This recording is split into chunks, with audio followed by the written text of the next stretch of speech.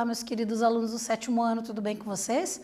Estamos aqui de novo, professora Goretti, mais uma aula de Geografia e vamos falar um pouquinho ainda da região Sudeste.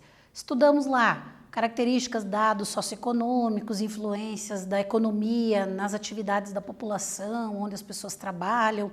Vimos também os setores da economia, principais atividades desenvolvidas na região e agora a gente vai entender um pouquinho as consequências dessa ação antrópica, dessa atividade do homem ali, da sociedade como um todo, como resultado de impacto ambiental no meio natural. Então, a ideia da aula de hoje, o objetivo é este, né? Só relembrando ali algumas informações importantes, vocês têm que ter o material de vocês em mãos para acompanhar a aula, né? Aluno tem que ter lápis, caderno, caneta, enfim, tudo isso. Vocês devem fazer o registro da presença lá no Classroom a partir do acesso ao link 1, atividade obrigatória, responde, envia, está computada a tua frequência. Realizar também as outras atividades do aplicativo para que o professor possa acompanhar o rendimento de vocês ali certinho.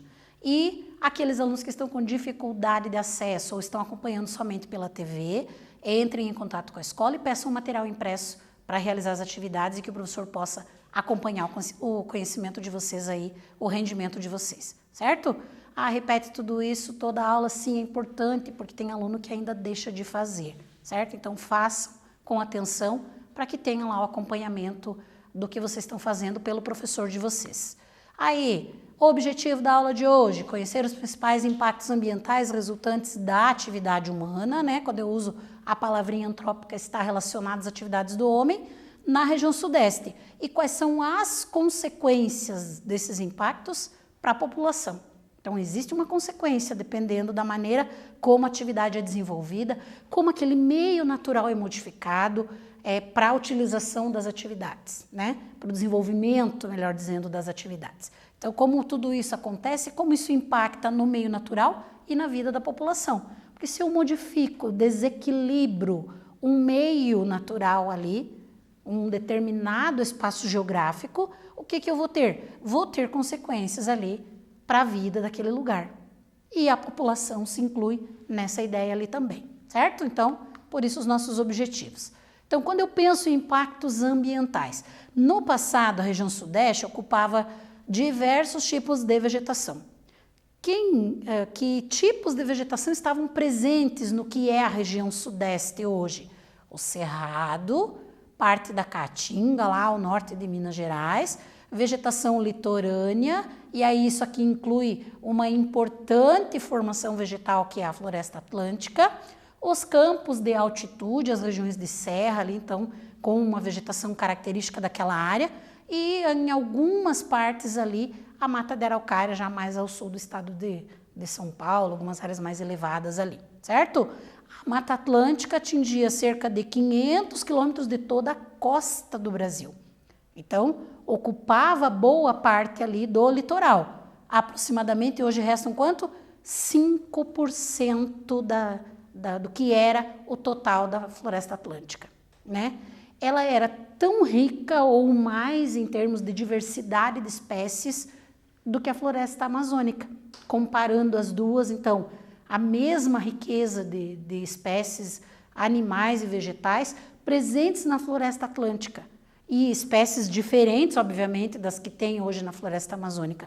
Muitas espécies presentes na floresta atlântica simplesmente se perderam ou não foram nem conhecidas devido a toda essa devastação. Um dos fatores que influenciou nisso foi justamente a ocupação do litoral do Brasil e a região Sudeste se inclui nessa característica. Então, as primeiras áreas ocupadas no Brasil, quais foram? As regiões litorâneas, principalmente lá, desde o Nordeste até a região Sudeste. Então, nós vamos ter ali os primeiros núcleos urbanos que surgem, depois eles vão se ampliando, e a primeira área de exploração de recursos naturais também foi essa faixa litorânea, afetando significativamente as condições da Mata Atlântica, da Floresta Atlântica, certo? Na região Sudeste e em todas as partes do Brasil onde ela estava presente ali na faixa litorânea, na faixa costeira. Que recursos foram explorados? Madeira, principalmente o pau-brasil, né? Retirada da vegetação para o cultivo ali de diferentes itens agrícolas. Então, tudo isso vai modificando aquela característica natural ali da região e a Mata Atlântica é bastante afetada nesse sentido. Eu trouxe aqui um mapa, então, dos biomas brasileiros, que a gente já estudou, vocês já conhecem, mas para a gente separar ali em especial ali a parte que compreende aproximadamente a região sudeste. Então, do que nós falávamos ali, Floresta Atlântica, esta parte que está em verde aqui, olha o quanto representa da região sudeste a Floresta Atlântica, ou representava, né? Desde as regiões litorâneas ali até porções mais de interior. Ela começa lá no Rio Grande do Norte e vem até áreas aqui de Santa Catarina. Aí nós vamos ter, além da Floresta Atlântica, a presença do Cerrado também, boa parte aqui, certo? Pedacinhos ali, porções pequenas, menores, mas não menos importantes, da Caatinga, mais ao norte ali da região, e em quantidades um pouco menores ali, algumas áreas pequenas de campos, que é outro bioma brasileiro. Então, olha a diversidade de riquezas naturais ali da região, que conforme ela vai sendo ocupada, conforme vai acontecendo o desenvolvimento econômico ali, esses biomas vão sendo profundamente afetados e impactados, certo? Por isso trouxe o mapa ali. Nós temos também as áreas litorâneas ali que apresentam manguezais e restingas. O que são os manguezais? São aquelas áreas do encontro, né, do continente com o oceano, onde muitos rios desaguam e muitas espécies marinhas vêm se reproduzir nessas áreas. Por isso deveriam ser áreas de conservação. Mas algumas delas ou várias delas foram extremamente afetadas por essa maneira com que o Brasil e a região sudeste foram ocupados ao longo da história, certo? Aí perguntinha ali, presente em várias unidades federativas brasileiras, a Mata Atlântica não é um bioma típico de qual dos estados aqui? Então, revejam o mapa lá dos biomas, deem uma olhadinha com cuidado, respondam que dá tempo e a gente já volta para corrigir.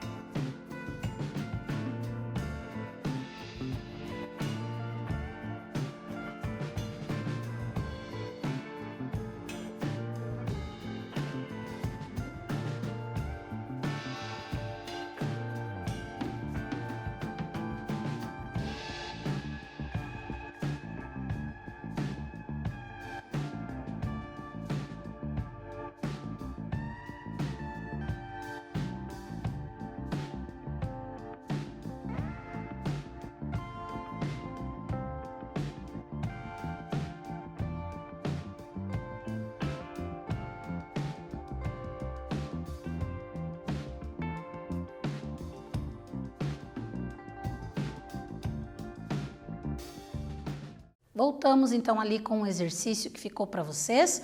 Falávamos ali da presença da floresta atlântica em diversos estados e diversas unidades federativas do Brasil, mas das que eu relacionei aqui tem alguma que ela não faz parte, né? Então, vamos à resposta lá? Rondônia. E aí nós podemos voltar um pouquinho lá no mapa para a gente entender. Rondônia está aqui, ó. Que bioma que está aqui? Floresta amazônica. Floresta atlântica está aqui. Apesar dela ser extremamente importante, mas ela não cobre o território de Rondônia, era o único estado dos que nós relacionamos ali, que não faz parte, do qual não faz parte a Mata Atlântica, certo? Então, São Paulo, Minas Gerais, Pernambuco, Espírito Santo, olha aqui, ó, da região sudeste, 3 estados aparecem aqui, né, com característica ali, na verdade, todos os estados da região sudeste apresentam ou tinham a presença da floresta atlântica. Tamanha a importância desse bioma para o nosso país, né? Que infelizmente hoje a gente tem uma quantidade muito reduzida ali, quase inexistente, algumas pequenas áreas de preservação da floresta atlântica, certo? Continuando ali sobre essa ideia de impactos ambientais. A imensa concentração de pessoas. Então, se nós falamos que a indústria é uma das principais atividades da região sudeste, né? Isso é uma característica importante economicamente, a gente estudou sobre isso.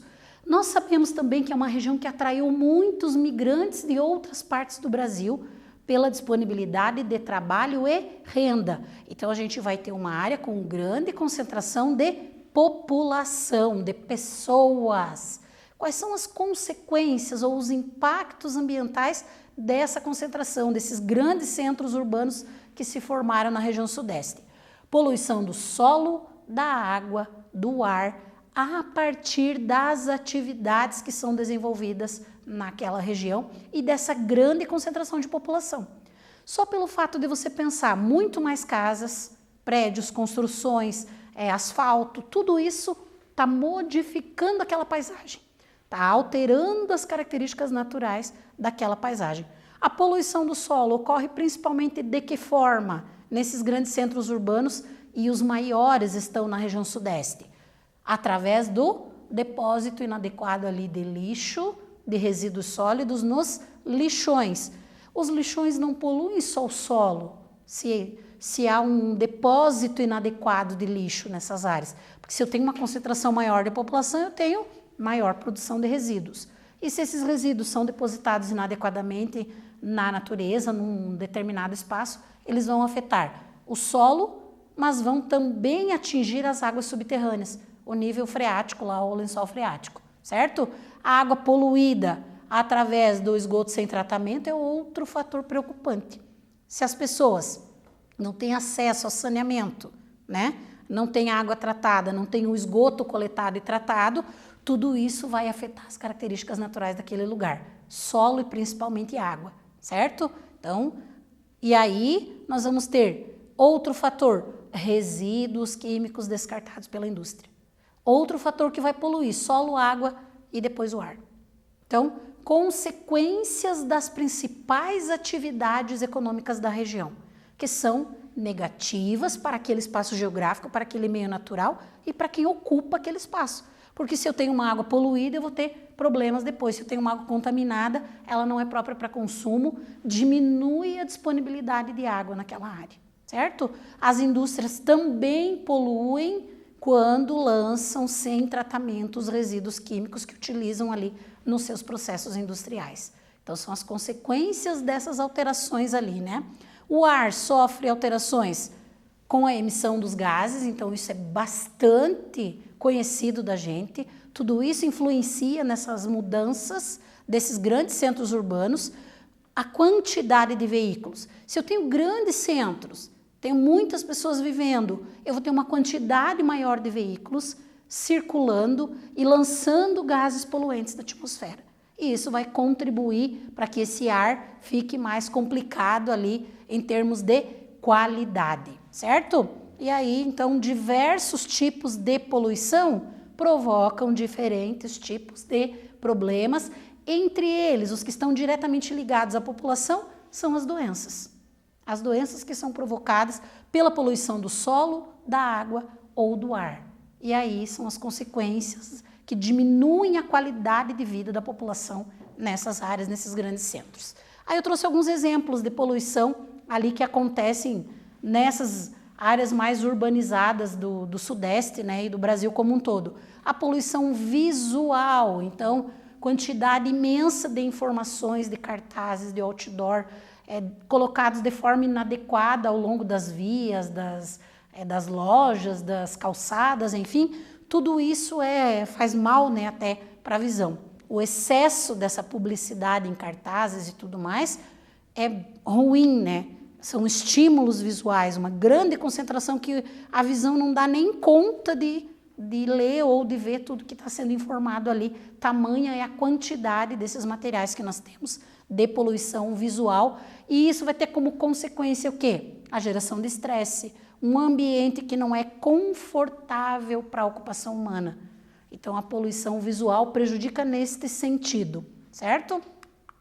Outro que nós vamos ter nos grandes centros urbanos e na região sudeste, isso é muito presente. Os noticiários mostram para nós lá os gigantescos congestionamentos diários que as pessoas enfrentam ali no seu ir e vir para o trabalho, a quantidade de carros nas vias, né? E isso vai causar ali poluição sonora, são os sons, né, comuns em ambientes urbanos, com grande aglomeração de pessoas que vão gerar ali muito barulho, certo? A quantidade excessiva de barulho, principalmente trânsito, equipamentos de construção e outros que podem gerar ali essas situações de muito barulho e, consequentemente, nós vamos ter ali a ideia do estresse prejudicando a audição, o próprio organismo da pessoa, desencadeando ali doenças, enfim, através ali do excesso de barulho, do excesso de concentração de atividades num determinado espaço geográfico. Isso mostra para nós o quê? Que aquele espaço foi extremamente modificado do que ele era originalmente ou naturalmente, certo? E que não está sendo positivo em termos de impactos ambientais. A poluição dos solos, que a gente já falou um pouquinho a respeito, né? A contaminação através das atividades que são desenvolvidas ali pelas pessoas, pela sociedade, pela indústria, as atividades econômicas que são desenvolvidas e que geram esses resíduos que vão poluir e contaminar o solo, né? E aí esse solo vai perdendo suas características naturais, as suas qualidades naturais também, certo? Principalmente a questão dos resíduos, quando a gente fala dos grandes centros urbanos. Perguntinha ali para a gente pensar um pouquinho nessa parte aí de poluição, né, que nós tratamos. Quais são os tipos de poluição causados por veículos automotores, em ordem de importância? Quando eu penso na quantidade de veículos nas grandes cidades da região sudeste, quais são, então, esses tipos de poluição? Responda, a gente já volta para corrigir.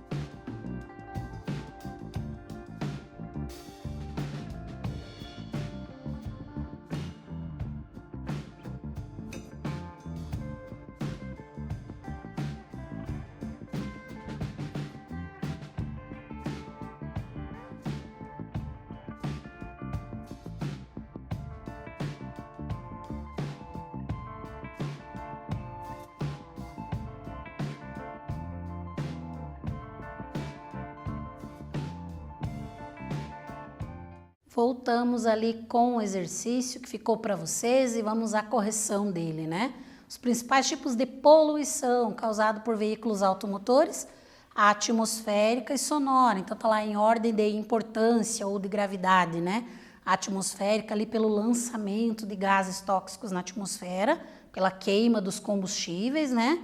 E sonora, que são os barulhos, naquela ideia lá da poluição sonora que a gente viu anteriormente ali na nossa aula, certo? Pensando ainda nesses impactos ambientais, as pessoas dos grandes centros urbanos da região sudeste convivem com duas questões bem graves em termos de impactos ambientais, né? E aí nós dizemos que são enchentes e os deslizamentos de terras. A forma como o espaço geográfico é ocupado, a quantidade de pessoas aglomeradas em determinados espaços, as construções e a forma como elas são feitas, tudo isso é um conjunto de fatores que vão levar a consequências dependendo das ações naturais daquele espaço geográfico, né? Não é uma revolta da natureza, como às vezes a gente ouve falar, mas é a forma como aquele espaço geográfico foi ocupado que vai ter como consequência as enchentes ou os deslizamentos de terra. A maneira com que as casas, os prédios foram construídos, a forma com que o solo foi impermeabilizado, então enchido de asfalto ali, a água não tem para onde ir, ela vai se acumular onde ela conseguir, e isso nos grandes centros da região sudeste a gente tem em vários momentos muito presente. Então vejamos lá. As enchentes ocorrem principalmente ali nos períodos mais chuvosos, né? Entre a primavera e o verão. Eu tenho uma quantidade maior de chuvas, teoricamente, portanto eu vou ter ali a maior incidência deste fenômeno, desta consequência ali na região, né? A quantidade de chuva é maior, o volume, né, de cada chuva, a quantidade de água que cai naquela chuva, nas chuvas de verão e nas chuvas de primavera. São chuvas mais volumosas, não são garoas, né? São chuvas com uma quantidade muito maior de água, né? E aí, num único dia, você tem uma chuva torrencial, ou seja, aquelas tempestades, né? E tudo isso vai se acumular rapidamente em determinadas áreas ali ocupadas inadequadamente pela população. A gente vai ter a consequência das enchentes e dos deslizamentos de terra, certo? Trouxe ali imagens que mostram para a gente entender um pouquinho como que é esse fator, como que isso acontece. Então, eu posso ter um curso de água que, quando eu não tenho períodos muito chuvosos, ele tem o leito menor dele ali, né? Mas em períodos mais chuvosos, ele pode expandir as suas margens. Ele vai ficar mais cheio de água, então mais volumoso. Se a ocupação humana invadiu essas partes, onde ele iria num período mais chuvoso, onde aquele rio, aquele córrego iria ocupar em períodos mais chuvosos, devido a essa grande concentração populacional em algumas áreas. Então, olha ali, ó, tem ruas, tem casas, tudo muito próximo daquele rio. Quando chove um pouco mais, a água vai, se está asfaltado ali, a água não vai infiltrar no solo. Então, o que que vai acontecer? Ela vai escorrer por cima do asfalto e vai chegar lá no rio mais rápido. Pense em uma grande quantidade disso acontecendo ao mesmo tempo. Aquele rio vai encher muito rapidamente. E aí vai afetar as casas e toda a situação em volta ali, como a própria imagem mostra para nós. Então, morar próximos de rios ou nas encostas de morros são os problemas mais graves de alguns centros urbanos. Por quê? Porque as pessoas vão construindo, vão sendo feitas vias, ruas, o solo vai ficando... A água não vai infiltrar mais naquele solo, porque tem asfalto, por exemplo, e aí ela vai escoar e vai encher muito rápido os rios. Enche em questão de minutos e alaga tudo, né? Não é uma revolta da natureza, é porque aquele espaço onde o rio naturalmente ia ampliar o seu leito está ocupado com as construções, as casas, as fábricas e tudo que os grandes centros urbanos têm. Como a região sudeste é extremamente urbanizada, tem grandes cidades, esses fenômenos são muito recorrentes em determinados períodos, certo? E aí a imagem mostra bem para nós ali a questão, claro que daí compromete toda a estrutura daquelas casas que estavam mais próximas ali, certo? Outra imagem ali que mostra bem para nós uma avenida que em muitos casos ela fica do lado de um rio, aí a água da chuva corre para esse rio, enche ele rapidamente, ele transborda e alaga toda a avenida ali e afeta a vida e a circulação das pessoas, certo? Os principais agentes, então, das enchentes, o que que provoca as enchentes? A impermeabilização do solo, ou seja, o asfalto, a calçada, a construção, que não deixa a água infiltrar no solo, né? Tudo isso são fatores. A falta de áreas verdes que permitam a absorção da água da chuva pelo solo. Então, se eu tenho áreas de parques, áreas que vão absorver, né, essa água, diminui ali as possibilidades de enchentes em determinadas áreas, né? Nos casos de deslizamentos de terra, o que que nós vamos ter? Ligadas à falta de vegetação e ocupação humana. Lembram lá que a gente falou de desmatamento e tudo mais? A retirada da vegetação faz com que aquele solo fique solto e se encharque mais rapidamente, e aí se é numa encosta de morro ele vai escorregar, ele vai descer, vai deslizar e vai afetar a vida de quem ocupa aquela área ali. Então é outro problema sério ali em algumas áreas urbanizadas, ali áreas ocupadas por população, né? E aí também vem com a ideia ali de características naturais relacionadas ao relevo. Se são áreas mais íngremes, a gente vai ter esse escorregamento de terra ali pela falta até da vegetação, ou mesmo em áreas que tem alguma vegetação ainda, mas pode acontecer o deslizamento. Seriam áreas que, teoricamente, não poderiam estar ocupadas, né? Mas aí tem outras questões sociais e socioeconômicas que envolvem a ocupação dessas áreas, que nós podemos tratar depois em outra aula, certo? Então, bem interessante a gente pensar nessas características ali. Perguntinha ali para vocês pensarem sobre essa dinâmica de ocupação dos espaços urbanos, de geração de resíduos, de características modificadas nesses grandes centros urbanos. A gestão dos resíduos sólidos, que é o lixo propriamente dito, né, em linhas gerais, é um dos maiores problemas ambientais, não é só do Brasil, não é só da região sudeste, mas é do mundo como um todo, né? Assinale a opção incorreta em relação ao manuseio adequado dos resíduos sólidos. Das alternativas que estão aqui, marque aquela que você considera que não tem a ver com o que está sendo perguntado e a gente já volta para corrigir.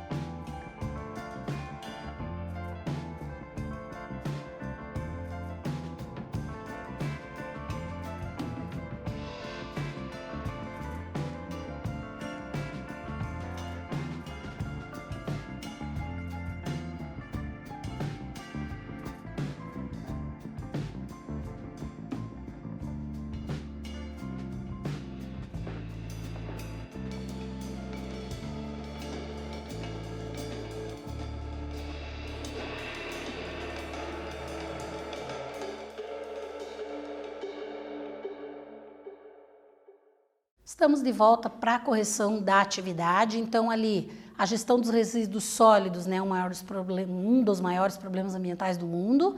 E aí vocês deveriam marcar ali a opção incorreta em relação ao manuseio é a manutenção dos lixões a céu aberto. Porque os lixões a céu aberto, eles não têm nenhuma tecnologia, nenhuma forma de minimizar os impactos. O lixo só é depositado em determinada área lá, sem nenhum cuidado maior, e infelizmente a gente ainda tem essas características na região sudeste e em outras partes do Brasil e do mundo.